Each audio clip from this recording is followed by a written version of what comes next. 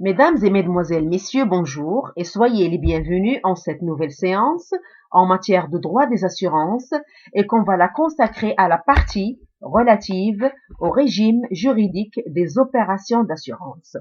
Mais avant d'entamer cette partie, avant de commencer nos explications, je tiens toujours à faire un petit flashback de ce qu'on avait vu la séance dernière et surtout à répondre à vos questions qui presque toutes s'articulent autour et vous avez un petit problème de distinguer entre les acteurs qu'on a vus dans la partie précédente. Alors, tout d'abord, je tiens à vous dire que la relation initiale, la relation classique qui a existé depuis fort longtemps en matière d'assurance, c'est la relation assuré-assureur.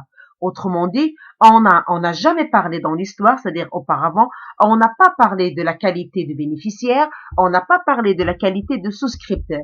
Tout ce qu'il y avait dans un contrat, que ce soit lors de son élaboration, ou bien lors de son exécution, ou même lors de sa rupture, on s'est contenté uniquement de parler et de distinguer et d'identifier la partie assuré-assureur. Autrement dit, c'est la partie assurée qui a englobé le tout, mais sans identifier, c'est-à-dire sans faire la distinction entre les trois acteurs assurés, bénéficiaires, souscripteurs. Mais avec l'évolution de l'assurance, avec la croissance du besoin et l'apparition de nouvelles branches d'assurance et de plusieurs autres opérations d'assurance, il s'est avéré nécessaire d'identifier et de distinguer tous les intervenants dans une opération ou bien dans un contrat d'assurance, qu'il soit un intervenant direct, nommé, ou un intervenant qui n'est pas nommé, ou bien on se contente juste de citer la catégorie de la personne, ou bien la qualité de la personne, c'est-à-dire on ne met pas l'identité réelle de la personne qui pourrait éventuellement être bénéficiaire ou surtout bénéficiaire au bout de ce contrat. Lorsqu'on avait dit que il y a assuré, il y a souscripteur, il y a bénéficiaire, je tiens à dire que l'acteur essentiel, primordial dans un contrat d'assurance, c'est l'assuré. C'est l'assuré et c'est lui, lorsque cette personne a choisi le tout, c'est-à-dire c'est elle qui a élaboré le contrat, c'est elle qui négocie le contrat, c'est elle qui est assurée, c'est elle qui est protégée et c'est elle qui bénéficiera lors de la réalisation du dommage. C'est cette personne qui va décrocher l'assistance ou bien la prise en charge, c'est-à-dire l'assureur va répondre auprès de cette personne. Donc c'est cette personne qui aura à la fois qualité de souscripteur en tant que signataire et en tant que c'est la personne qui paie la prime, en tant que assurée, c'est-à-dire avant la réalisation du dommage, elles se sont protégées. Et là, elle a cette qualité ou bien elle a ce bénéfice de protection et de tranquillité et de bénéficiaire après la réalisation du dommage. Donc, autrement dit, la qualité essentielle, la qualité primordiale qui est dans un contrat d'assurance, c'est entre soit un souscripteur et assureur, mais sans que ce souscripteur soit lui-même assuré et bénéficiaire, soit dans un contrat, c'est entre l'assureur et l'assuré. Autrement dit, le souscripteur en tant qu'acteur essentiel peut parallèlement avoir la qualité de assuré et de bénéficiaire. Un assuré, en tant que qualité initiale primordiale, peut avoir parallèlement et accessoirement la qualité du bénéficiaire, mais jamais un bénéficiaire n'aura une qualité principale, ne serait un acteur direct principal dans un contrat d'assurance. La qualité du bénéficiaire n'intervient qu'une fois que le dommage ait été réalisé. Autrement dit, un contrat peut avoir lieu sans identifier, sans citer même la qualité de bénéficiaire. Donc c'est pour cela que je vous ai dit que un souscripteur, c'est-à-dire un souscripteur, c'est la qualité initiale, c'est la qualité principale, mais il ne peut jamais avoir, lors d'une élaboration de contrat, il ne peut jamais avoir le titre c'est-à-dire le titre ou bien l'intitulé ou bien la qualité du bénéficiaire. Il n'aura cette qualité une fois que le dommage ait eu lieu. Donc, c'est pour cela que lorsque je vous dis que le souscripteur ne peut jamais être bénéficiaire, parce que quand est-ce qu'on parle de souscripteur? On parle de souscripteur lors de l'élaboration du contrat, lors de la signature du contrat. Mais lorsque le dommage vient d'avoir lieu, alors on ne parle plus de souscripteur, mais on parle de bénéficiaire. Donc, dans l'élaboration de tout contrat en tant qu'acteur principal dans un contrat d'assurance, donc soit il s'agit d'un souscripteur qui se contente d'élaborer, de négocier, de payer, de régler, de déclarer, etc., etc., ou bien on parle de la qualité d'assurer qui a également un rôle, qui a également de protéger, d'entretenir, de déclarer également, etc., etc., mais jamais le bénéficiaire n'intervient ni dans l'élaboration de contrat en tant que qualité. Moi, je ne parle pas en tant que personne, en tant que qualité. Le bénéficiaire n'intervient qu'une fois que le dommage ait eu lieu. C'est pour cela que on ne pourrait jamais dire que le bénéficiaire est une qualité initiale, ou bien c'est un acteur apparent, si j'ose dire, c'est un acteur apparent, ou bien c'est un acteur initial dans un contrat d'assurance. Autrement dit, les acteurs qu'on a cités, c'est-à-dire souscripteur, assuré, bénéficiaire, alors c'est le souscripteur qui c'est la partie souscripteur qui a élaboré le contrat. C'est la partie créatrice, c'est elle qui a créé ce contrat. Sans cette qualité, sans cette personne, le contrat n'aurait jamais eu lieu. Et j'ouvre une parenthèse, lorsqu'on va aborder les opérations d'assurance, parce qu'il faudrait savoir que les acteurs du droit des assurances diffèrent d'une opération à une autre. Par exemple, dans une opération assurance maladie, alors les acteurs ne ressemblent nullement à celles qui sont, par exemple, dans une opération d'assurance auto. À titre d'exemple, la responsabilité civile, bien évidemment. Donc, les acteurs de droit des assurances, on les a cités à titre de définition, mais on ne pourrait jamais dire que ce n'est pas catégorique. On ne pourrait jamais dire qu'ils se ressemblent dans toutes les opérations, ou bien qu'elles sont présentes, un acteur qu'ils sont présents dans toutes les opérations d'assurance qui existent au Maroc. Donc, ça diffère d'une opération à une autre. Et j'essaierai, à chaque fois que je citerai une opération, j'essaierai pour lever l'ambiguïté de vous clarifier quels sont, de concrétiser ces acteurs dans chaque opération d'assurance. Donc, la partie qui est devant nous actuellement, qu'on va aborder maintenant, c'est la partie du régime juridique des opérations d'assurance. Alors, c'est quoi opération? Tout d'abord, on devrait déterminer c'est quoi opération.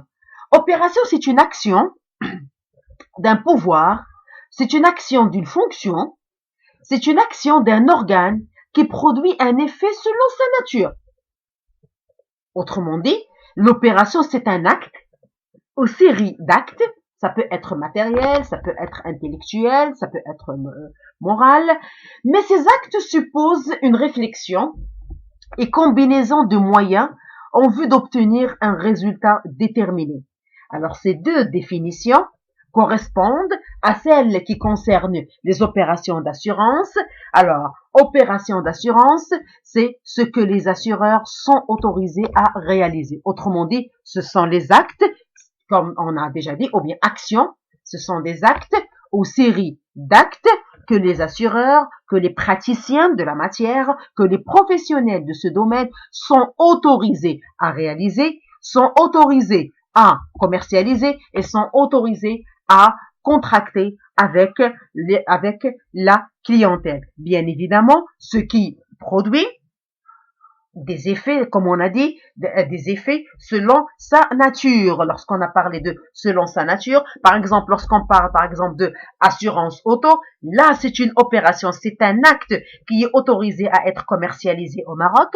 C'est un acte que l'État a accordé à un professionnel, c'est-à-dire à un assureur pour le commercialiser. Alors dans des conditions bien sûr déterminées, selon des éléments bien déterminés, selon des moyens bien définis, mais tout cela en vue d'obtenir un résultat déterminé, c'est-à-dire la protection, l'assistance, le dépannage, etc., etc. Alors c'est là ce qu'on entend par opération. L'assurance. On parle d'opération d'assurance. Alors, on fera un petit rappel pour pouvoir arriver au régime juridique des opérations d'assurance. Alors, on avait dit que l'assurance, c'est une opération par laquelle un assureur organise en mutualité une multitude d'assurés exposés à la réalisation de risques déterminés et indemnise ceux d'entre eux qui subissent un sinistre grâce à la masse commune des primes collectées. Alors cette définition, on l'a déjà vue plusieurs fois. C'est la définition de l'assurance et d'après cette définition, on pourrait déduire que l'assurance, c'est une opération par laquelle un assureur, on a vu c'est quoi, organise en mutualité. On l'a déjà vu, une multitude d'assurés exposés à la réalisation de risques déterminé, le risque bien sûr devrait être déterminé, on va voir c'est quoi un risque, et indemnise ceux d'entre eux qui subissent un sinistre.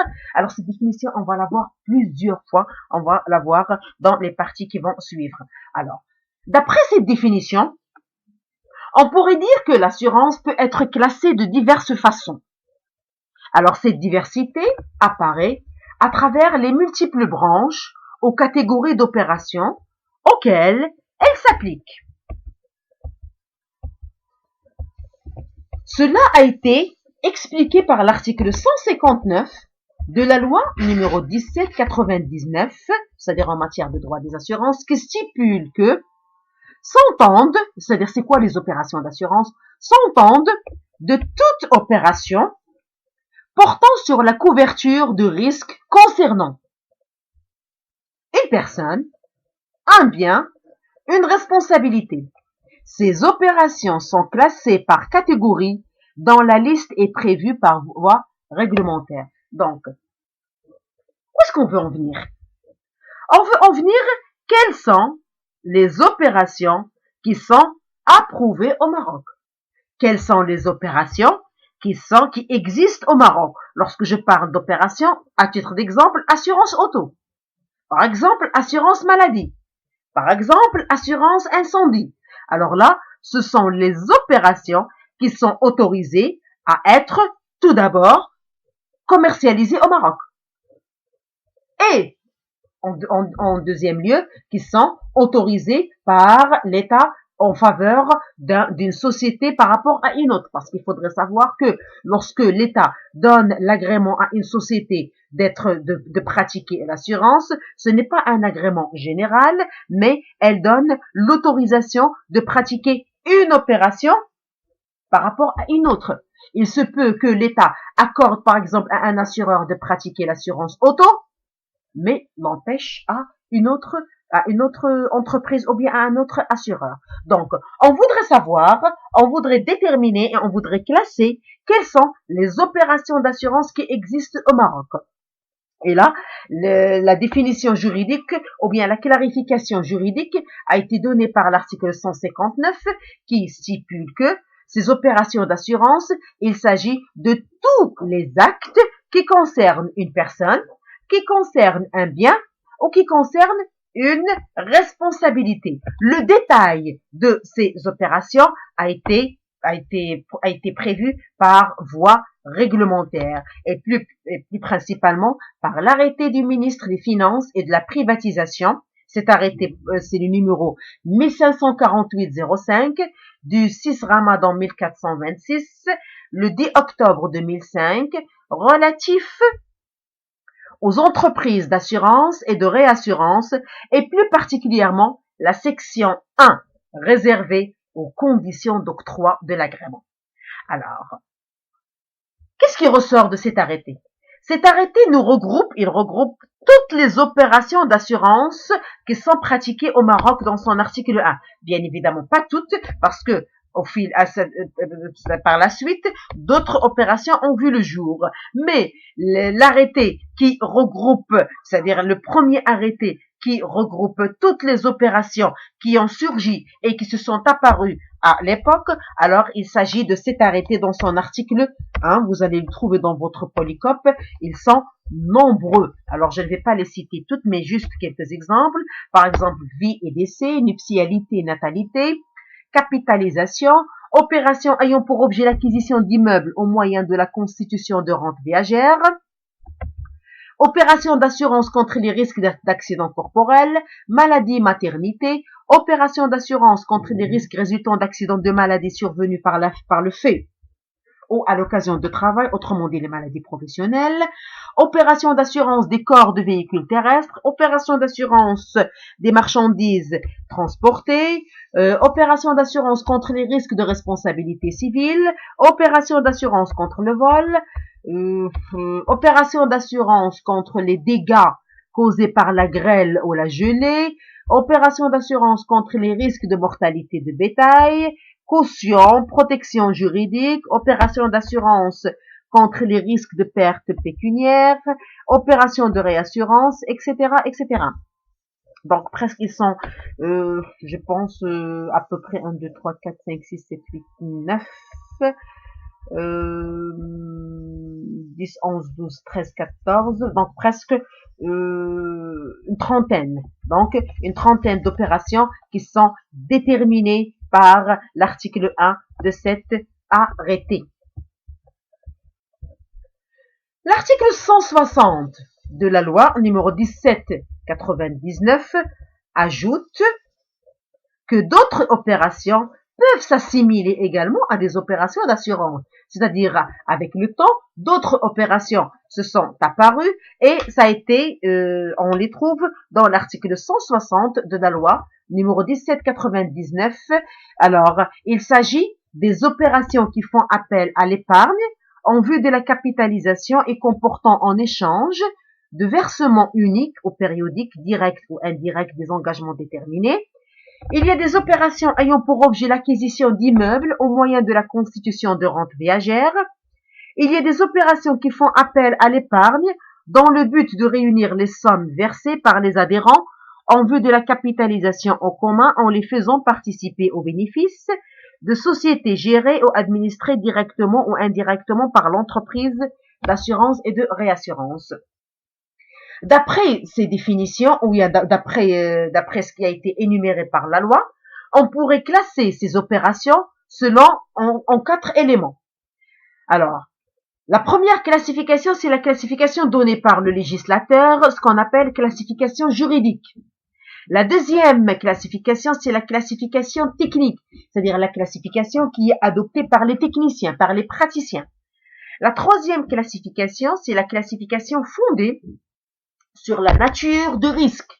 On va les voir. La quatrième classification, c'est la classification fondée sur la forme de l'entreprise d'assurance. Je m'explique. À travers toutes les opérations qui sont approuvées au Maroc, qui existent au Maroc, on devrait bien évidemment les classer en des catégories ou bien en des sous-catégories pour pouvoir bien les gérer, pour pouvoir bien les maîtriser et pour pouvoir bien les pratiquer. Donc, il y a une classification qui est adoptée par les juristes, qui est la classification juridique, on va la voir. Il y a une autre classification qui est adoptée, c'est-à-dire qui est scientifique, si j'ose dire, qui est adoptée par les techniciens, par les praticiens de la matière dans leur travail quotidien. Il y a la classification fondée sur la nature du risque, on va la voir. Il y a la classification fondée sur la forme de l'entreprise, c'est-à-dire comment elle est cette entreprise. Premièrement, la classification juridique. La classification juridique, le législateur l'a divisée en deux. Les assurances de personnes et les assurances de dommages. Premièrement, les assurances de personnes. Alors, on va partir petit à petit pour pouvoir bien définir c'est quoi assurance de personne et quelles sont ses caractéristiques. Assurance de personne, c'est toute assurance qui touche la personne humaine, c'est-à-dire dans sa personne, dans son intégrité physique.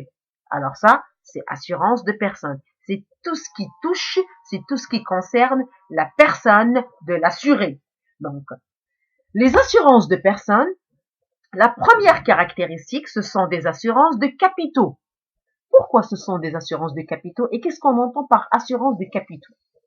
Assurance de capitaux, c'est la promesse d'un capital à la réalisation du risque ou bien à la réalisation de l'accident. Donc, comme ça, je simplifie au maximum les choses. Alors, c'est la promesse d'un capital à la réalisation du risque pouvant affecter la personne de l'assuré dans son existence, dans son intégrité ou bien dans sa santé. Alors là, on parle par exemple de vie, décès, accident corporel, maladie, invalidité, nuptialité et natalité.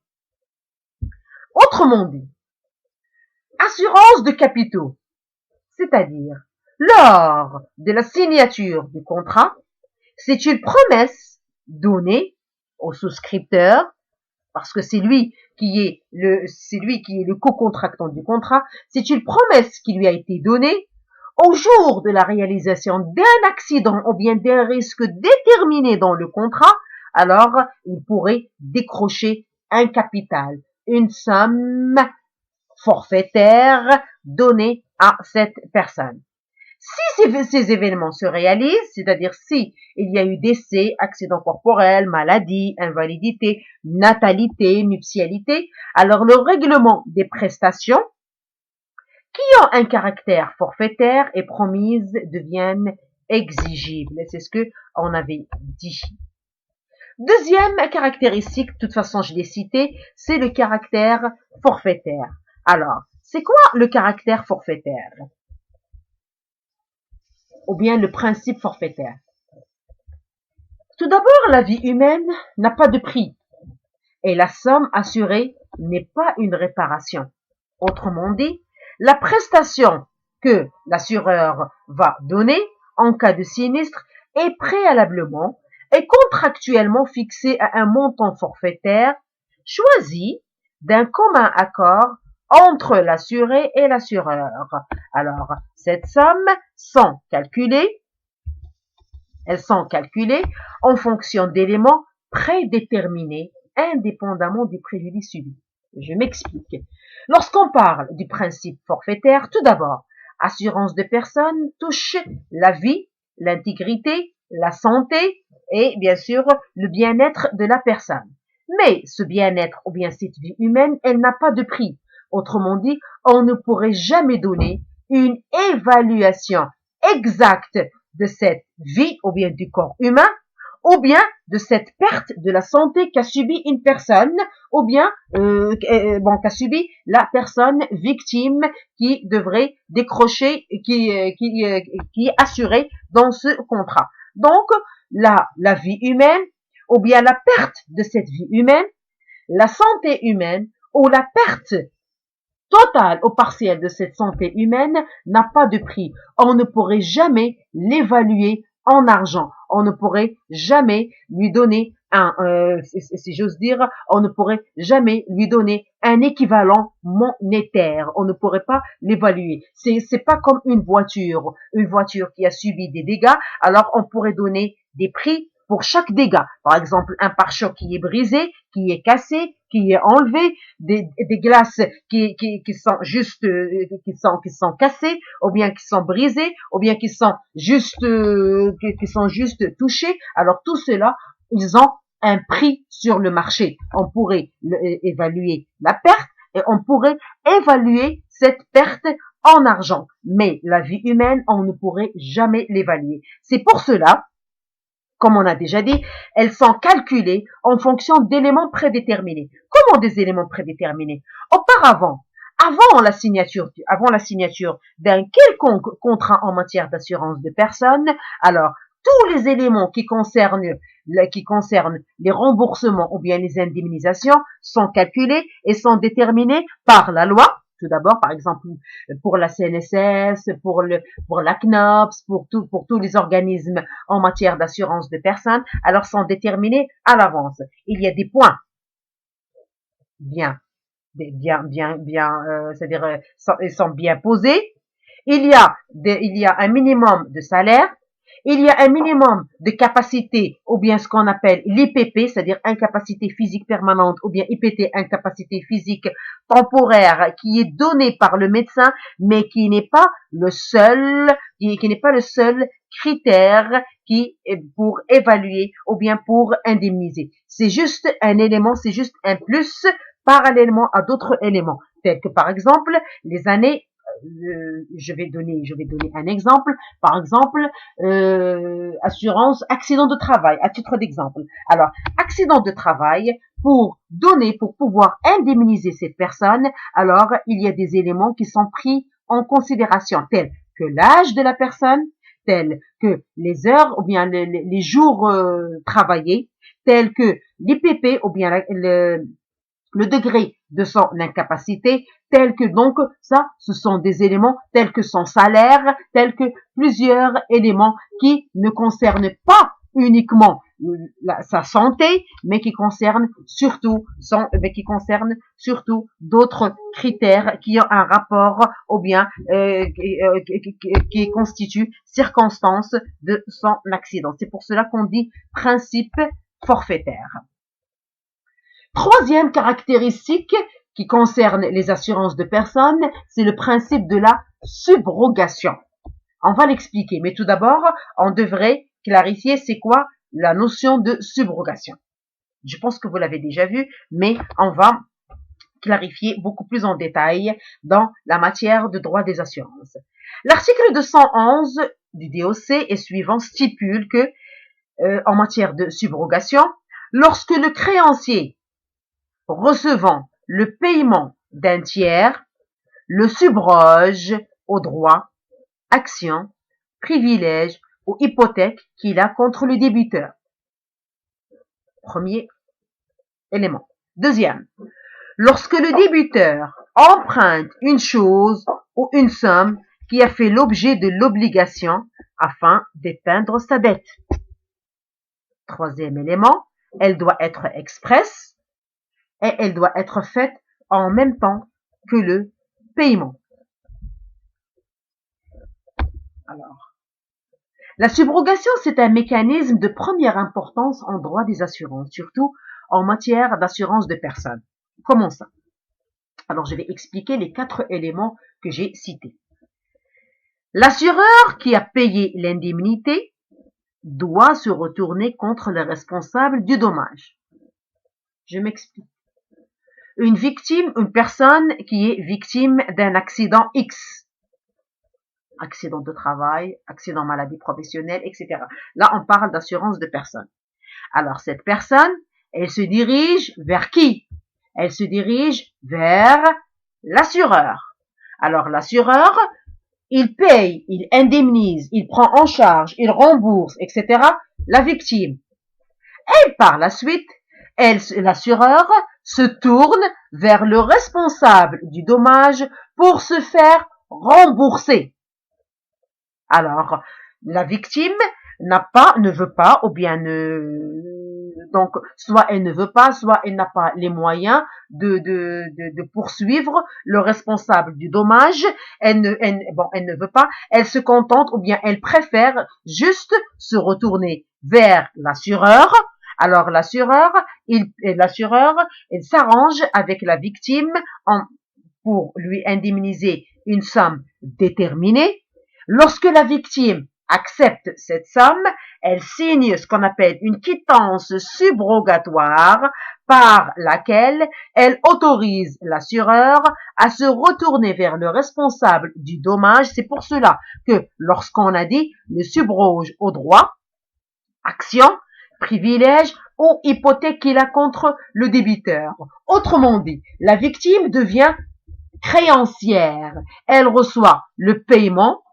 Lorsqu'on a parlé le paiement d'un tiers, le tiers c'est l'assureur. Alors une fois elle reçoit le paiement de l'assureur, le subro, c'est-à-dire elle signe, la victime signe une quittance, signe un document par laquelle elle autorise l'assureur et elle lui donne tous ses droits, c'est-à-dire tout le recours qu'elle pourrait avoir contre le responsable du dommage. C'est pour cela qu'on parle de subroge au droit, tout ce qu'elle a comme droit.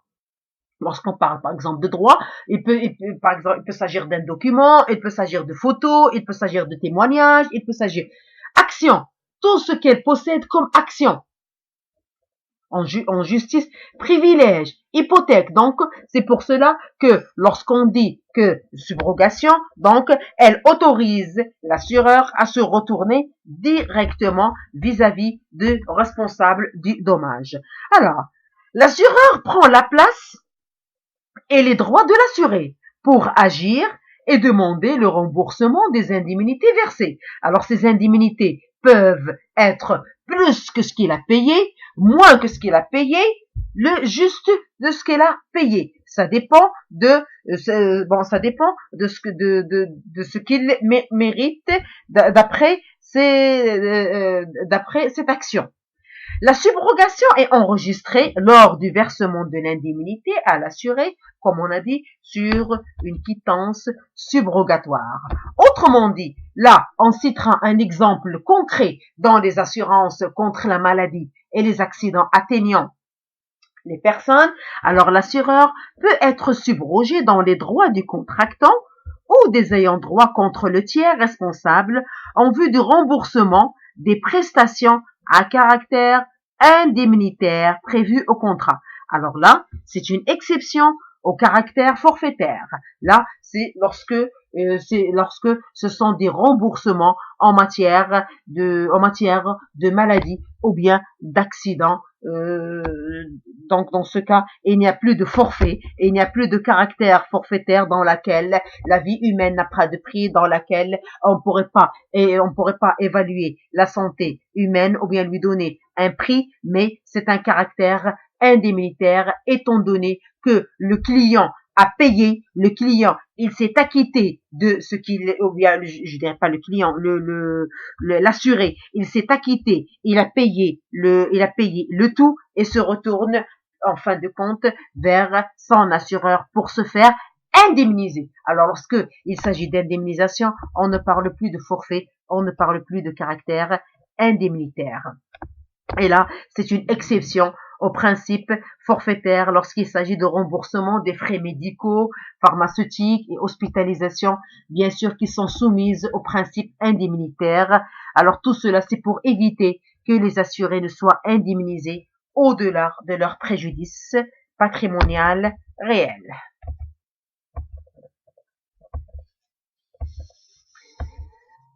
Alors, on a cité les 3 caractéristiques des assurances de personnes et je vais les répéter. On a parlé de la capitalisation ou bien les assurances de personnes sont des assurances de capitaux. Les assurances de personnes reposent sur un principe forfaitaire. Il y a une exception lorsqu'il s'agit d'indemnisation en matière de frais médicaux, remboursement des frais médicaux, hospitalisation, etc., etc.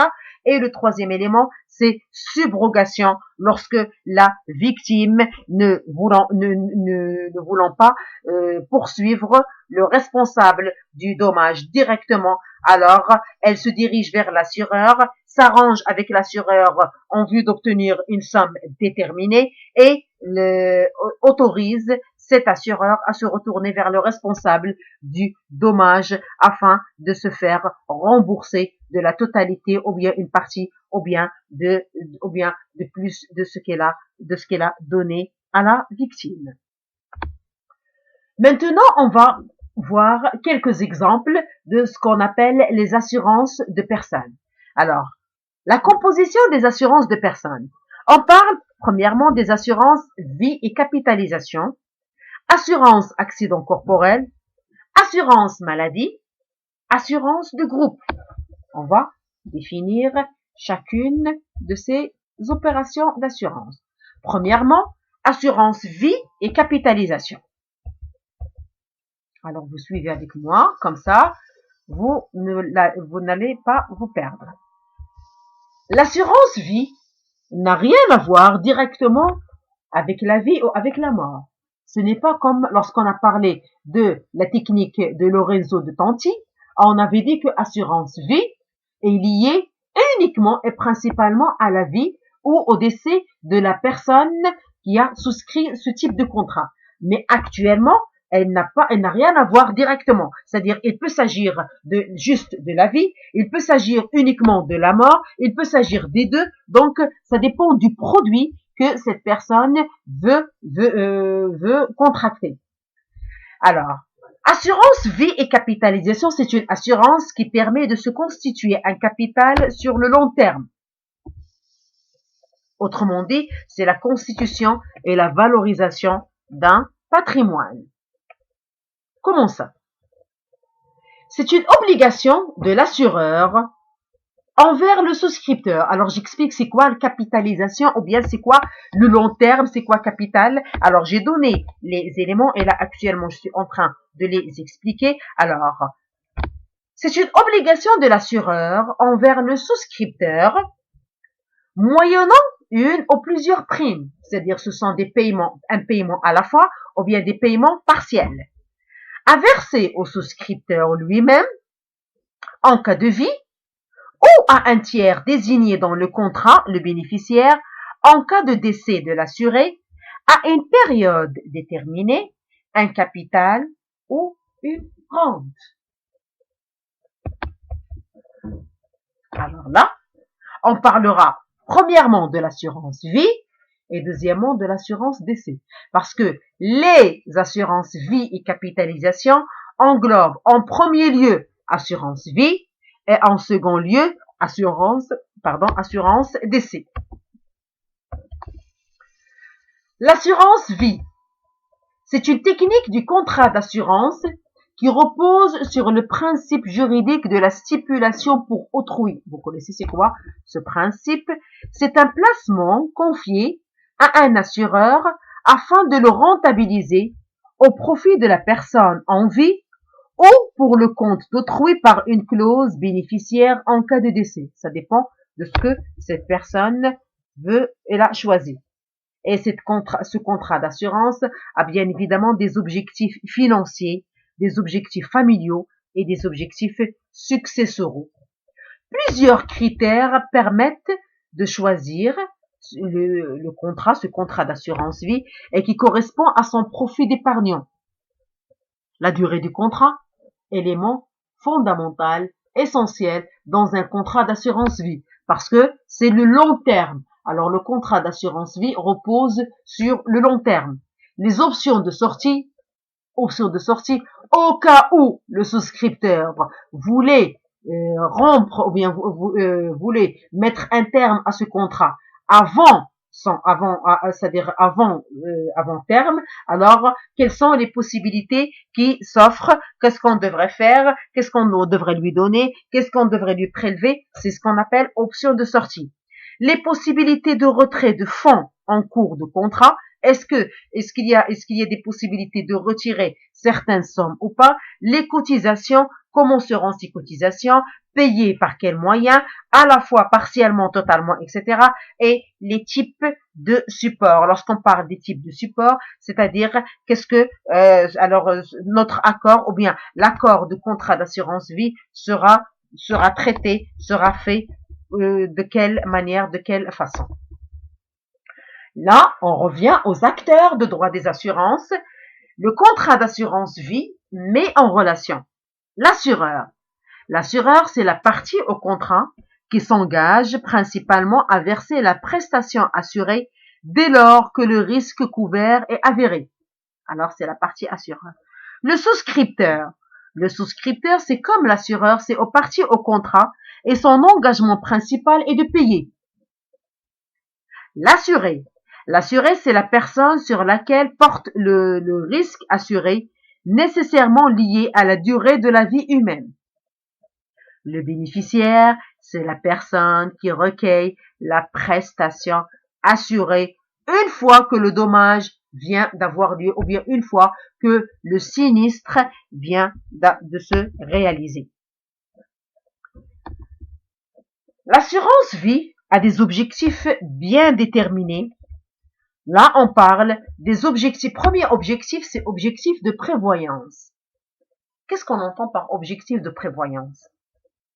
Maintenir le niveau de vie de ses proches en cas de décès prématuré de l'assuré. Ça, c'est la prévoyance. Pourvoir aux frais d'éducation des enfants. Prévoyance. Avantager l'un des enfants. Prévoyance.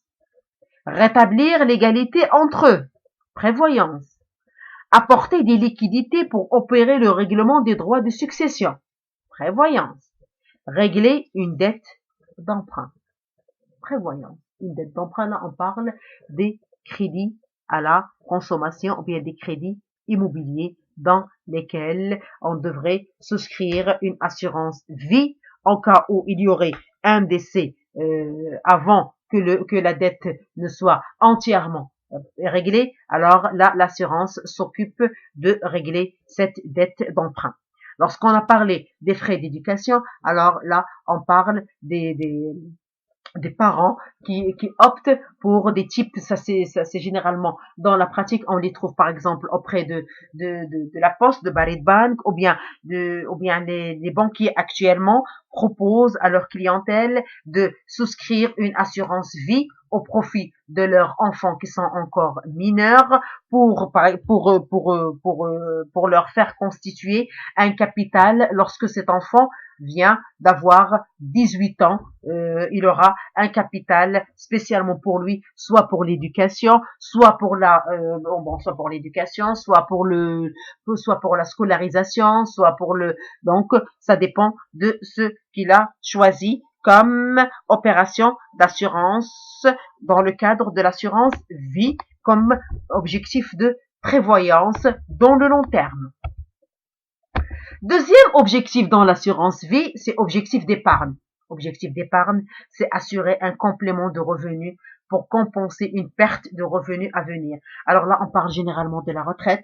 Lorsqu'une personne arrive à la retraite, elle n'aura pas le même salaire qu'avant, il n'aura pas une santé pleine comme avant, il n'aura pas la capacité de travailler ou bien de faire d'autres activités qui pourraient lui donner un revenu ou bien qui pourrait lui être bénéfique pour sa famille. Donc, ils souscrivent, alors cette catégorie de personnes choisit de souscrire une assurance vie pour que lorsqu'il arrive à la retraite, il aura une somme de plus comme assurance vie pour pouvoir bien avoir un revenu, un complément de revenu dans l'avenir. Et objectif d'épargne, on parle également de l'éducation des enfants, parce que les dépenses des enfants une fois mineurs ne ressemblent nullement à celles lorsqu'ils grandissent. C'est pour cela que des parents choisissent actuellement de souscrire des assurances éducation ou bien scolarisation de leurs enfants une fois qu'ils arrivent à l'âge de 18 ans. Troisième objectif de l'assurance vie, objectif de transmission. Alors là, on parle de l'organisation de la succession parce que l'assurance vie constitue également un instrument efficace de transmission du patrimoine et l'organisation de sa succession. C'est pour un petit peu, si j'ose dire, pour pouvoir, par exemple, des fois, un couple qui n'ont pas d'enfants, ou bien qui n'ont pas qui n'ont pas un garçon, ou bien, je sais pas moi, la peur de l'avenir. Donc, c'est pour cela qu'ils souscrivent une assurance vie au profit de leur conjoint ou bien de leur enfant afin de réorganiser leur succession et ne pas permettre à autrui d'entrer dans sa succession.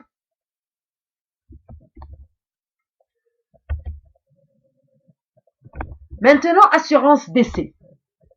L'assurance décès, c'est le paiement d'un capital ou d'une rente en cas de décès de l'assuré. Alors, point à la ligne. Là, on parle de uniquement décès. Alors, ce n'est pas comme dans les assurances vie. Lorsqu'on a parlé de l'assurance vie, on a parlé de, par exemple, de retraite, on a parlé d'éducation, on a parlé dans le long terme et on parle également, on pourrait parler de décès, mais ce n'est pas l'objectif essentiel de ce contrat. Lorsque, là, je m'explique, lorsqu'une personne, par exemple, adhère à une entreprise, alors là, elle devient, elle devient assurée en matière d'assurance de personnes.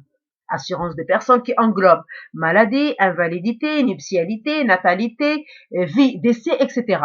Mais cette opération d'assurance n'est pas uniquement une opération relative au décès de cette personne. Autrement dit, elle ne prend pas un terme une fois que le décès ait eu lieu, mais ce contrat intervient et se réalise à chaque fois qu'un de ces risques qui apparaît dans ce contrat vient de se réaliser. À titre d'exemple, maladie. Alors le contrat doit s'exécuter, mais il ne prend pas un terme. Invalidité. Le contrat s'exécute, mais ne prend pas un terme. C'est-à-dire, il n'est pas résilié. Le contrat continue son exécution. En cas de nuptialité, en cas de natalité, en cas de décès, alors toujours le contrat, il est en vigueur. Mais lorsqu'on parle de assurance décès, alors l'opération initiale, l'objet de ce contrat, c'est le décès. Autrement dit, c'est le paiement d'un capital ou d'une rente en cas de décès de l'assuré. Le décès, alors je m'explique, si le décès survient avant une date déterminée au contrat. Si l'assuré survit jusqu'à cette date, aucune prestation n'est due par l'assureur et les primes lui sont acquises. Alors c'est là ce qu'on entend par assurance décès. Alors le décès doit survenir avant une date déterminée au contrat. Si l'assuré survit jusqu'à cette date, aucune prestation n'est due par l'assureur et les primes lui sont acquises. C'est-à-dire que l'assureur, il garde la totalité des primes. Mais ça, c'est pas automatique. Pourquoi? Tout simplement parce que l'assurance décès se présente sous deux formes. La première, c'est assurance temporaire décès, par laquelle l'assureur doit verser un capital déterminé au jour du décès de l'assuré. Ce décès survient avant la date fixée au contrat, c'est-à-dire la date qui constitue le terme de ce contrat. En général, elle est comprise entre le 60e et le 70e anniversaire de l'assuré. Alors ça, c'est la première forme. Et c'est la forme qui est la plus répandue et c'est la forme dont on a parlé. Mais il y a une autre forme qui est vraiment spéciale, ce qu'on appelle assurance vie entière. C'est dans le cadre de assurance décès, par laquelle l'assureur doit verser un capital déterminé au jour du décès de l'assuré, quelle que soit la date du décès. Pourquoi? Alors, cette assurance vie entière, on ne détermine pas, on n'a pas à déterminer la date du décès. Alors, quelle que soit la date du décès du souscripteur, alors l'assureur doit répondre, doit garantir et doit donner le capital à la personne désignée dans le contrat. Mais cette assurance vie entière, c'est une assurance qui est vraiment coûteuse. C'est pour cela que ce n'est pas la forme d'assurance qui est adoptée par les personnes qui optent pour ce genre d'opération. Généralement, cette catégorie de personnes opte pour l'assurance temporaire décès parce qu'elle n'est pas coûteuse dans la cotisation, elle n'est pas coûteuse il n'y a pas trop de formalisme, il n'y a pas trop, c'est-à-dire, elle n'est pas lourde. Mais dans l'assurance décès vie entière, c'est vrai que le bénéficiaire va décrocher dans tous les cas va décrocher le capital quelle que soit la date du décès, c'est-à-dire même si le client il dépasse la date qui figure dans le contrat, mais elle est vraiment coûteuse, c'est-à-dire les cotisations sont très élevées et le formalisme il est vraiment très important. Alors, quels sont les objectifs de l'assurance vie? Ou bien ce que les praticiens disent, assurance non-vie. Alors, assurance décès, c'est une assurance non-vie. Alors, quels sont ces objectifs? Protéger les proches, garantir le contractant d'un prêt et organiser la succession. Parallèlement à cette assurance décès, il y a une autre forme d'assurance qui existe actuellement, et ce qu'on entend par assurance mixte. L'assurance mixte, c'est une assurance qui est souvent doublée d'une contre-assurance, prévoyant, en cas de décès de l'assuré, avant le temps prévu, le remboursement des primes à un bénéficiaire désigné. Alors cette forme d'assurance, elle est également coûteuse, mais c'est une garantie que en cas de décès de l'assuré avant un temps prévu, c'est-à-dire avant le 60e ou bien le 70e, alors le bénéficiaire aura le remboursement de son capital.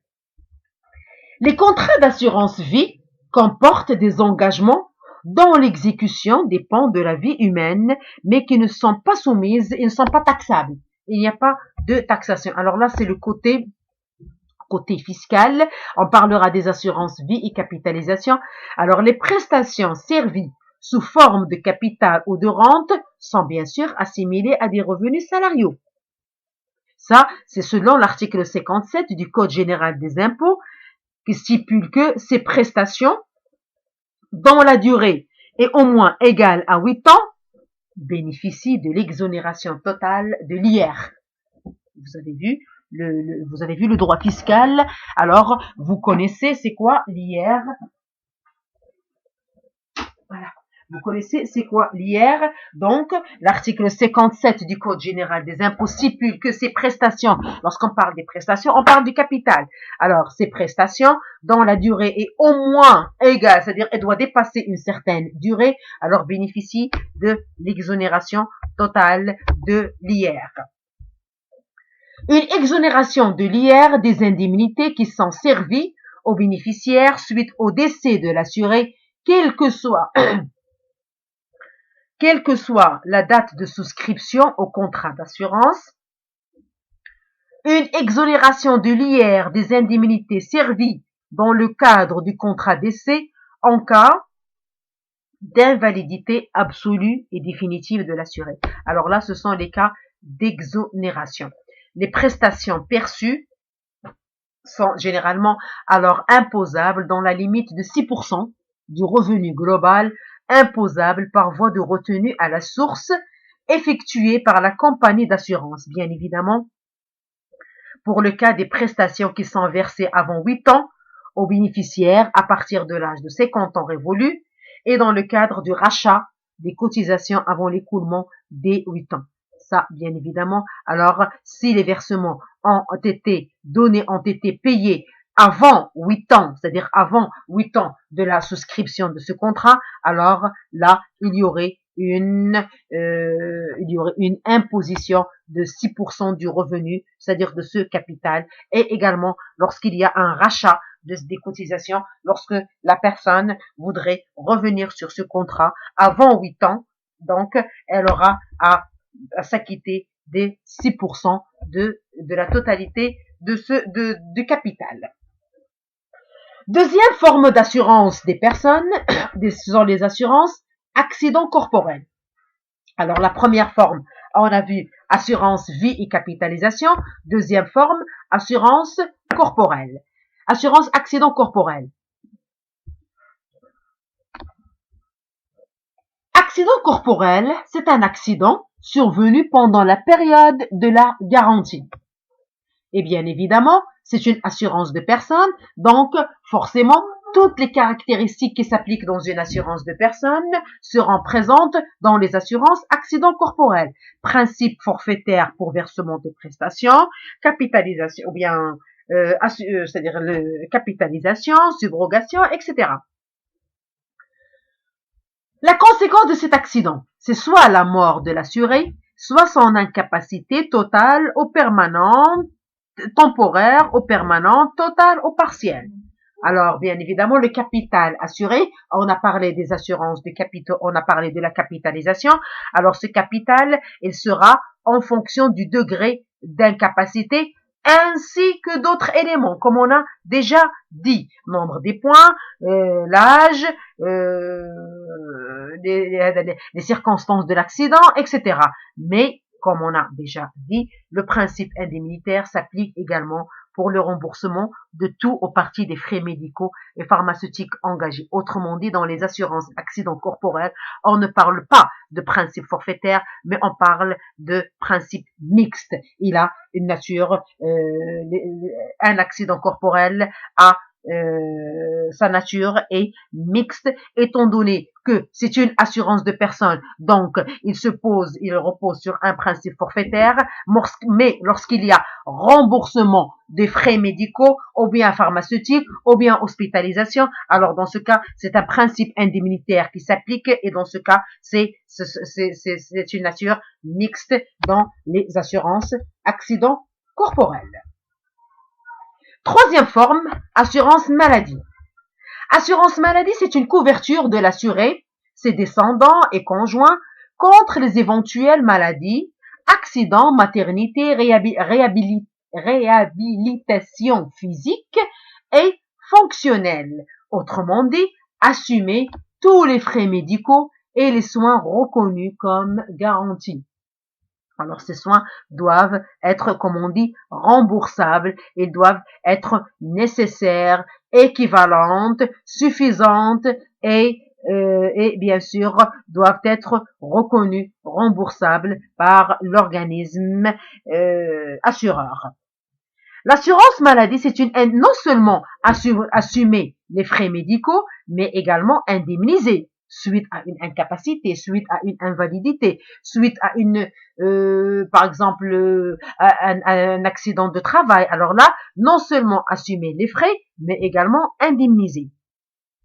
L'assurance maladie, elle est souscrite en tant que garantie principale, soit individuellement, soit collectivement, sous forme d'assurance de groupe. On va voir c'est quoi assurance de groupe. Donc, elle est souscrite en tant que garantie principale. Alors, le contrat, il porte le nom de assurance maladie. Soit c'est la personne qui opte pour cette forme d'assurance, alors c'est une assurance individuelle, soit c'est une assurance collective lorsque cette personne se trouve forcée d'adhérer à une forme d'assurance de groupe qu'on va voir par la suite. Les assurances maladie, ce sont des prestations de la sécurité sociale avec éventuellement une complémentarité des sociétés d'assurance. Alors, c'est une obligation législative, c'est une prestation, ça relève, c'est de la compétence des sociétés, de sécurité, ou bien des organismes de sécurité sociale, mais c'est une catégorie de personnes ou bien une personne pourrait choisir d'avoir une complémentarité parce que les organismes de sécurité sociale ne remboursent pas à 100%, ne répondent pas à tous les dommages. Donc, l'assuré pourrait choisir une complémentarité des autres sociétés d'assurance de forme privée. Alors, c'est quoi sécurité sociale? Alors, sécurité sociale, c'est un ensemble d'institutions, de mesures et de dispositifs majoritairement privés pour protéger les individus des risques sociaux. C'est une assistance des personnes privées des risques sociaux, des travailleurs salariés, des professions libérales, etc. Et c'est un service public. Dans le cadre de la sécurité sociale, on parle de l'AMO, assurance maladie obligatoire. L'assurance maladie obligatoire, c'est une assurance sociale au profit des personnes exerçant une activité lucrative, des fonctionnaires et agents de l'État, des collectivités locales, des établissements publics et des personnes morales de droit public, au profit également des personnes assujetties au régime de sécurité sociale en vigueur dans le secteur privé, au profit également des travailleurs indépendants, c'est-à-dire les personnes qui exercent une profession libérale, et à toute autre personne exerçant une activité non salariée. C'est une assurance au profit des titulaires de pensions des deux secteurs publics et privés, des anciens résistants et membres de l'armée de libération. C'est une assurance au profit des personnes économiquement faibles et également c'est une assurance au profit des étudiants de l'enseignement supérieur public et privé. Une autre forme d'assurance maladie, c'est la RAMED. C'est une assistance sociale et de solidarité nationale. Et cette forme d'assurance, elle est au profit de la population démunie, non assujettie à aucun régime d'amour. C'est-à-dire, cette catégorie de personnes ne dispose pas de ressources suffisantes pour régler les dépenses relatives aux soins nécessaires énumérées à l'article 121 de la loi numéro 6500 relative à la couverture médicale. Alors la RAMED, c'est une forme d'assistance, c'est une assurance qui a été élaborée par le roi et qui a dans le seul but de protéger la population démunie, incapable, qui n'a pas de ressources, qui n'a pas d'emploi, qui n'a pas de, c'est-à-dire, elle ne relève ni du secteur public ni du secteur privé et qui est incapable de cotiser et incapable de se faire soigner en cas de maladie. Alors, la gestion de l'assurance maladie, elle est confiée à deux organismes. Le premier organisme, c'est la CNSS, Caisse nationale de sécurité sociale. Ça, c'est pour les personnes assujetties au régime de sécurité sociale et leurs ayants droit, ainsi que pour les titulaires de pensions de secteur privé. Autrement dit, c'est pour le secteur privé. C'est pour les salariés du secteur privé. Et deuxième organisme, c'est la CNOPS. Ça, c'est en faveur pour les fonctionnaires et agents de l'État. Alors, la Caisse nationale de sécurité sociale CNSS, c'est un établissement public qui est placé sous la tutelle du ministère chargé de l'Emploi, des Affaires sociales et de la Solidarité pour les salariés et les apprentis, les agents titulaires des établissements publics, les journaliers et les occasionnels de l'État, les employés des coopératives, les employés par les propriétaires d'immeubles, les marins pêcheurs, pour les personnes assujetties au régime de sécurité sociale et leurs ayants droit, ainsi que pour les titulaires de pensions du secteur privé. Alors, la Caisse nationale de sécurité sociale, c'est-à-dire la CNSS, elle donne c'est-à-dire à ses adhérents des allocations familiales, des prestations, lorsqu'on parle des allocations familiales, par exemple des aides pour les parents qui ont des enfants.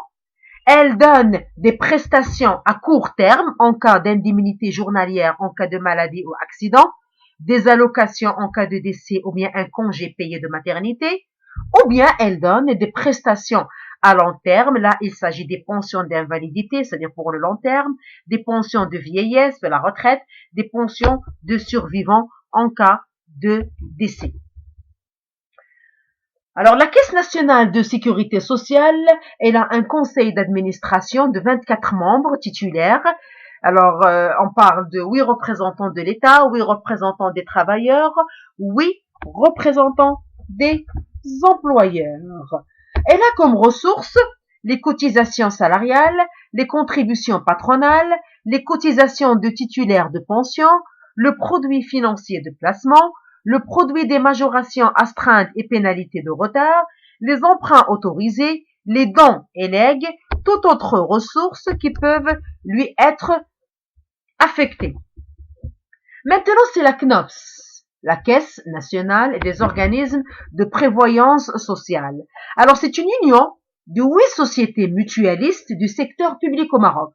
Alors, ces 8 sociétés mutualistes, on parle de la mutuelle de police créée en 1919, on parle de la mutuelle de douane et impôts indirects créée en 1928, on parle des œuvres de mutualité des fonctionnaires et agents assimilés du Maroc hommes-femmes, on parle de la mutuelle des postes et télécommunications créée en 1946, on parle de la mutuelle générale du personnel des administrations publiques du Maroc créée en 1900 1946.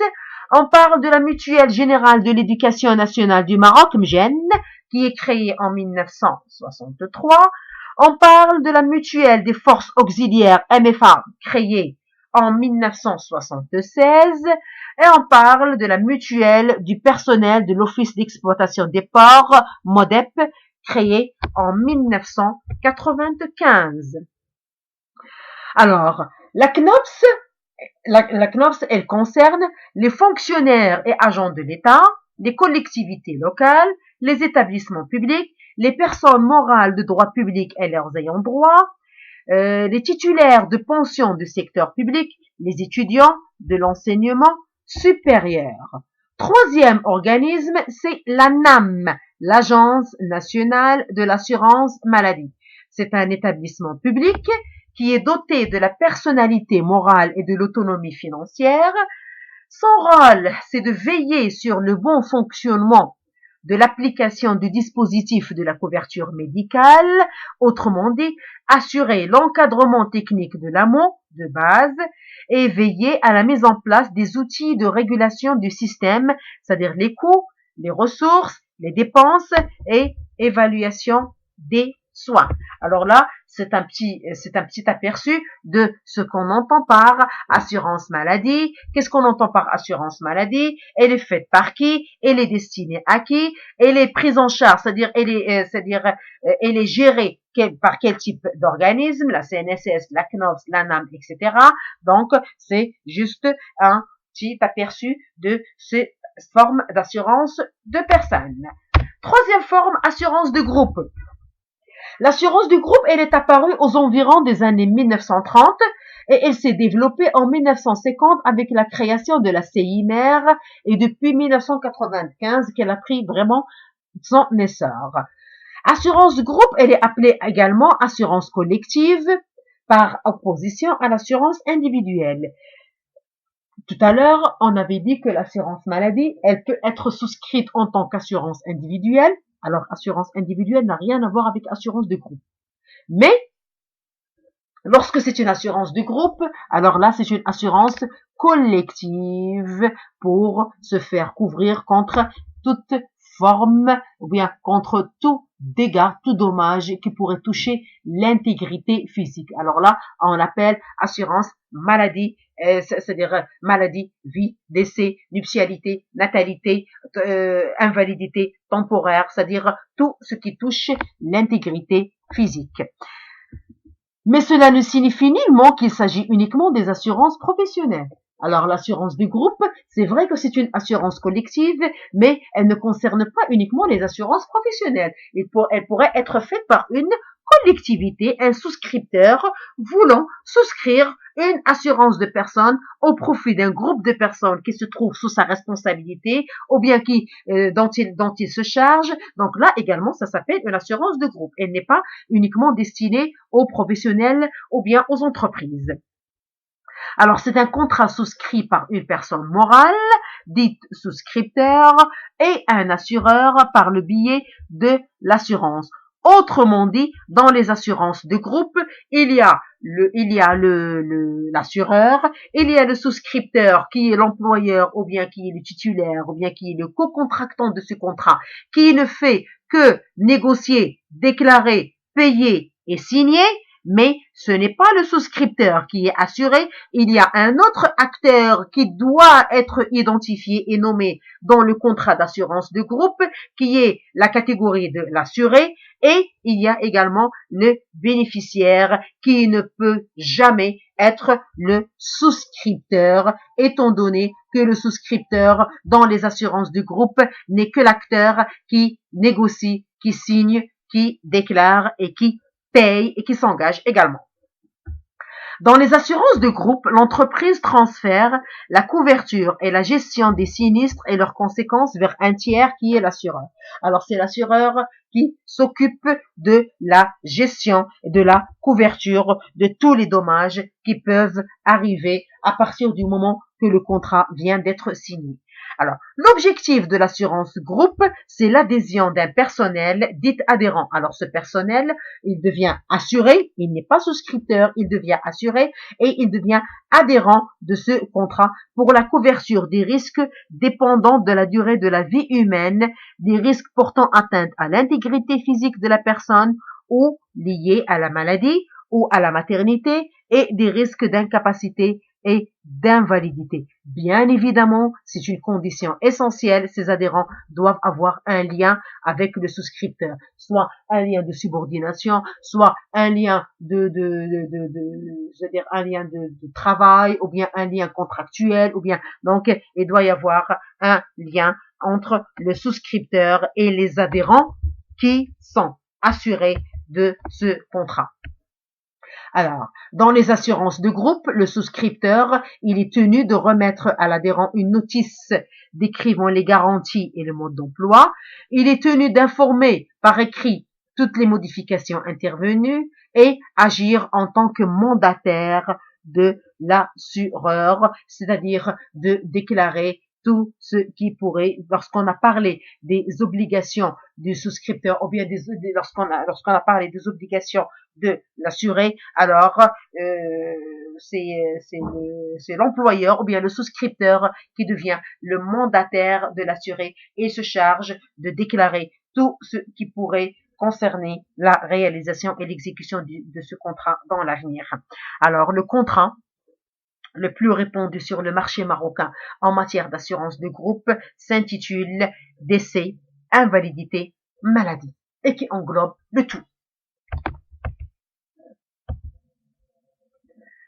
Alors là, on arrive aux assurances de dommages, mais je préfère, pour ne pas trop vous alourdir, je vous laisserai un petit peu le temps de comprendre ce que je viens d'expliquer et de suivre d'après le polycope tout ce que je viens de vous expliquer et de vous présenter. Je vous souhaite bon courage et à la prochaine, Inch'Allah, pour pouvoir terminer notre classification juridique. Parce que je viens juste de terminer les assurances de personnes dans le cadre de la classification juridique. La classification juridique se divise en deux. Les assurances de personnes qu'on a vues. On a vu c'est quoi assurance de personne, on a vu quelles sont les caractéristiques, subrogation, principe forfaitaire, capitalisation. On a vu 4 formes d'assurance de personne: assurance vie, capitalisation, assurance accident corporel, accident maladie et assurance maladie et assurance de groupe. Je vous souhaite bon courage et à la prochaine, Inch'Allah, pour terminer notre classification juridique. Allez, au revoir.